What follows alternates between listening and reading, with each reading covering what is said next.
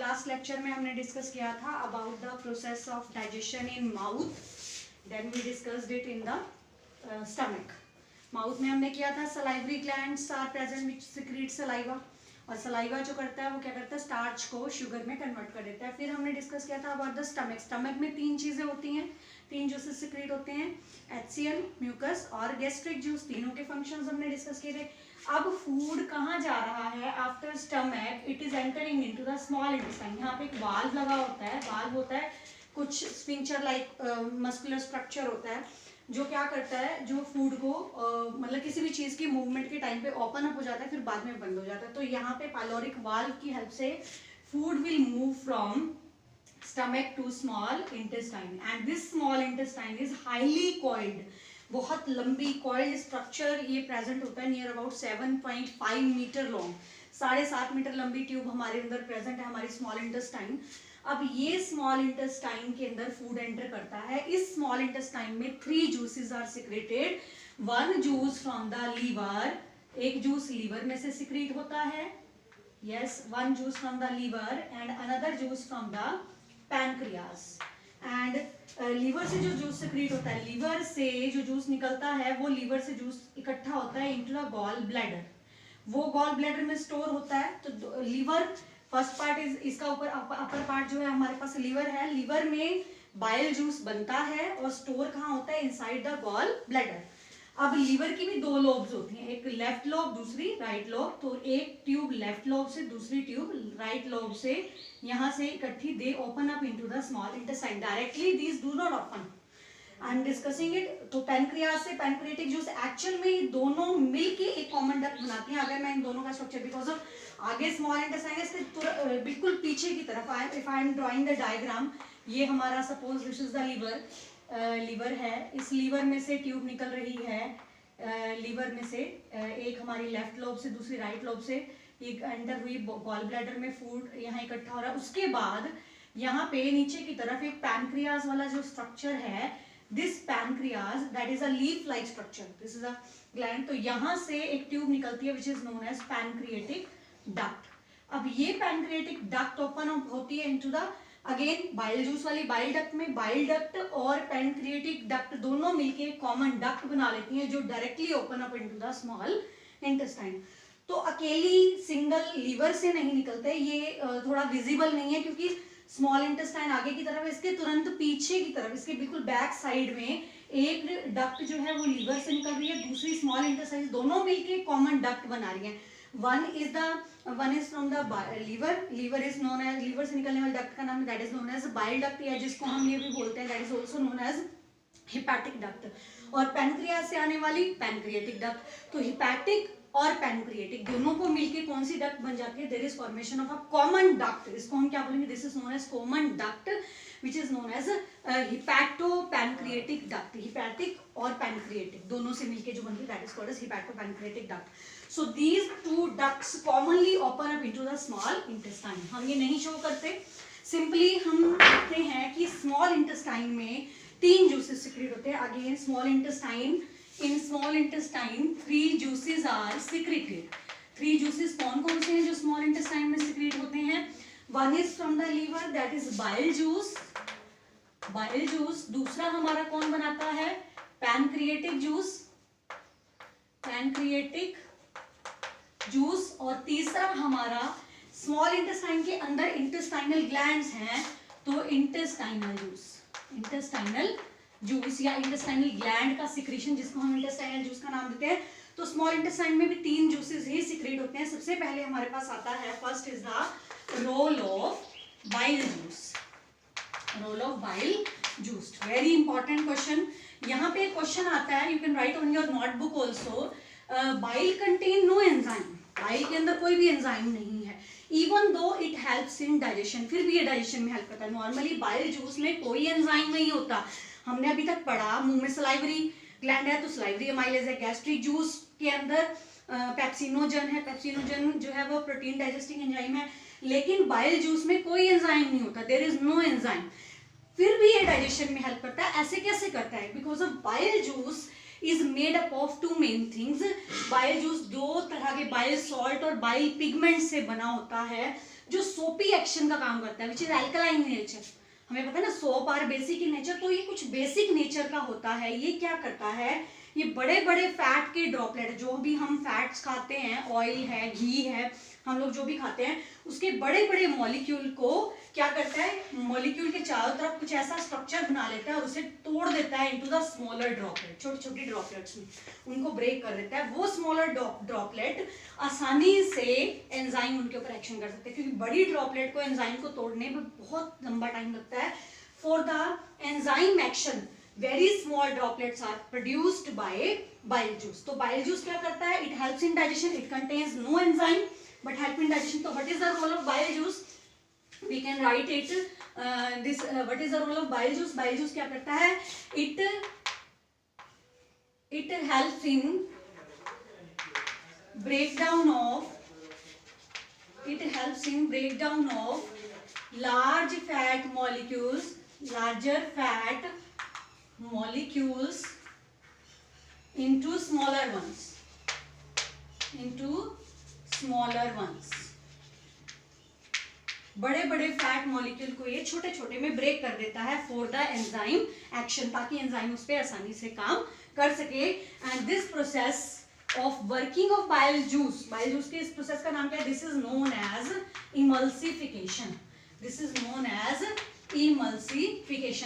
ज्यादा इमल्सिफिकेशन के बारे में आप थोड़ा सा केमिस्ट्री के अंदर पढ़ेंगे, ऑर्गेनिक कंपाउंड्स वाले चैप्टर में। नेक्स्ट उसके बाद हमारे पास आता है, तो स्मॉल इंटेस्टाइन में बाइल का रोल हमने कर लिया।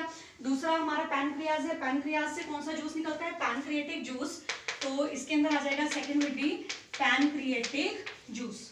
पैनक्रिएटिक जूस में क्या होता है, पैनक्रिएटिक जूस में फिर से 3 एंजाइम होते हैं। हम 3 तरह का खाना मेन खाते हैं, मोस्टली हमारे खाने में जो न्यूट्रिएंट होते हैं, ज्यादातर 3 तरह का न्यूट्रिएंट हम फूड के अंदर लेते हैं ज्यादातर।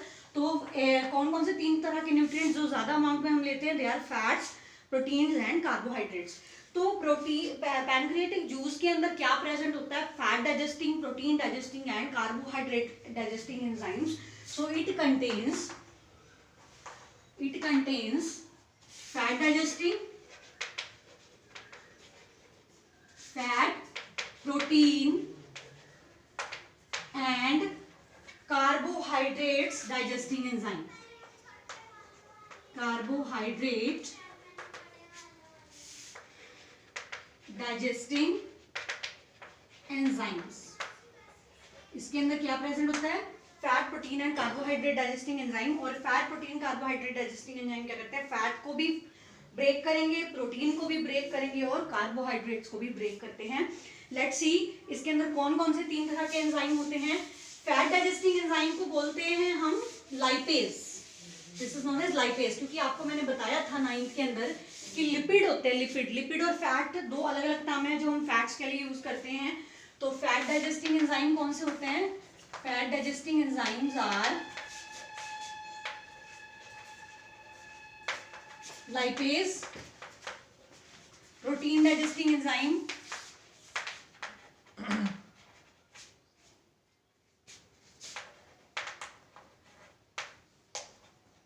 प्रोटीन डाइजेस्टिंग एंजाइम्स कौन से होते हैं, देयर आर ट्रिप्सिनोजन।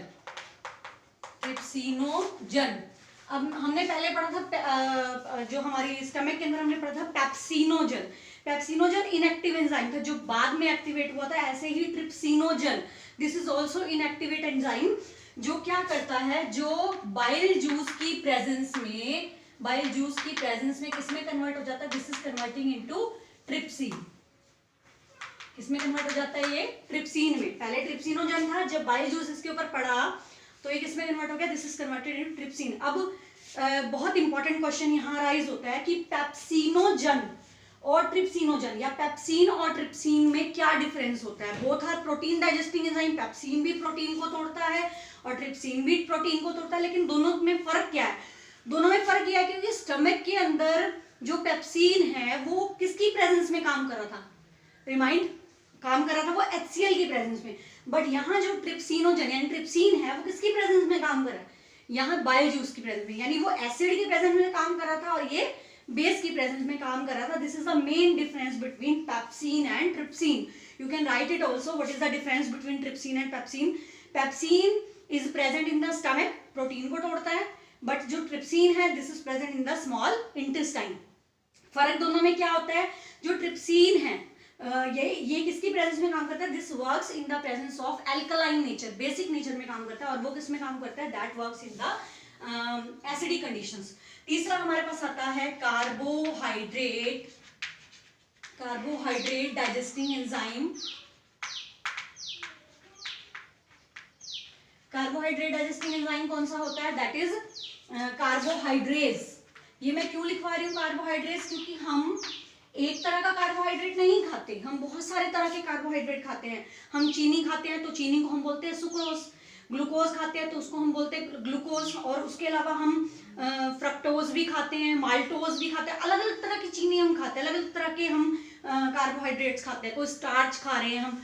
तो जो भी जिस तरह का भी हम खा रहे हैं, जिस तरह का भी कार्बोहाइड्रेट खा रहे हैं, उसके पीछे एज लग जाता है. तो कार्बोहाइड्रेट, सपोज हम चीनी खा रहे हैं, उसको बोलते हैं सुक्रोज. तो सुक्रोज का क्या बन जाएगा? सुक्रेज. एंजाइम का नाम क्या बना? सुक्रेज.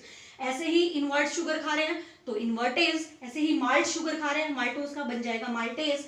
तो इस तरह से कार्बोहाइड्रेट्स क्या है? वो सारी कार्बोहाइड्रेट्स के नेम है जिनके पीछे एज लग जाते हैं and that act as the enzyme. वो उसी का एंजाइम बन जाता है. ठीक है, तो कार्बोहाइड्रेट डाइजेस्टिंग एंजाइम. अब ये करते क्या है? हमने नाम तो कर लिए. लाइपेज जो है वो फैट डाइजेस्टिंग एंजाइम है, और ट्रिप्सिन जो है वो प्रोटीन डाइजेस्टिंग है, और तीसरा कार्बोहाइड्रेट. ये किस तरह से काम करते हैं? तो ये फैट को तोड़ता है. फैट को कौन तोड़ता है? फैट को तोड़ता है lipase.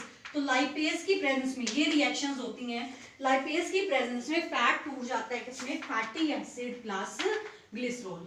Fatty acid plus glycerol, यानी ये इसका एंड प्रोडक्ट है. ठीक है. दूसरा हमारे पास आता है protein.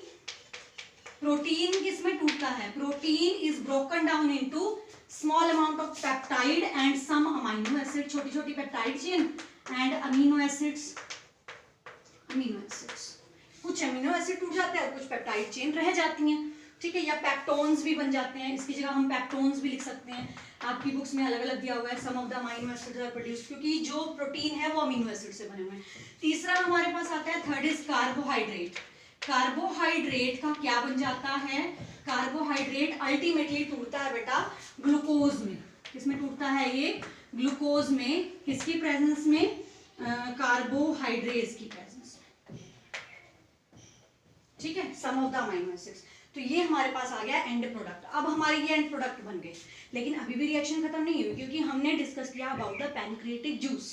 So these are the functions of pancreatic juice. Pancreatic juice में 3 तरह के एंजाइम प्रेजेंट होते हैं और 3 तरह की रिएक्शंस होती हैं. अब लास्ट हमारे पास आता है स्मॉल इंटेस्टाइन के अंदर अगला जूस हमारे पास जो होता है उसका नाम क्या है? That is called as intestinal juice. Intestinal juice. अभी इंटेस्टाइनल जूस में फिर से 3 तरह के एंजाइम होते हैं. कौन कौन से 3 तरह के एंजाइम? कार्बोहाइड्रेट डाइजेस्टिंग, कार्बोहाइड्रेट्स, ठीक है, और फैट डाइजेस्टिंग लाइपेज, और तीसरा इसमें कौन सा एंजाइम होता है?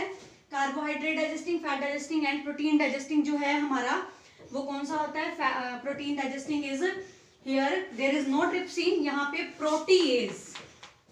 कौन सा एंजाइम होता है? प्रोटीएज, जो अल्टीमेटली जितना भी फूड है, ये बाकी का जो small intestinal juice last juice है जो हमारा डाइजेशन में हेल्प करता है, तो इंटेस्टाइनल जूस के अंदर क्या होता है? सारा का सारा पूरा का पूरा फूड अल्टीमेटली ये कार्बोहाइड्रेट को कन्वर्ट कर देते हैं. किसमें? Carbohydrates are converted into glucose. ये ग्लूकोज में टूट जाते हैं. फैट्स कन्वर्ट हो जाते हैं किसमें? Fatty acid and glycerol. Fatty acids and glycerol. और लास्ट हमारे पास आता है प्रोटीएज. प्रोटीन जो है वो टूट जाते हैं किसमें? Amino acids. So digestion is complete in the small intestine and absorption we will discuss in the next lecture.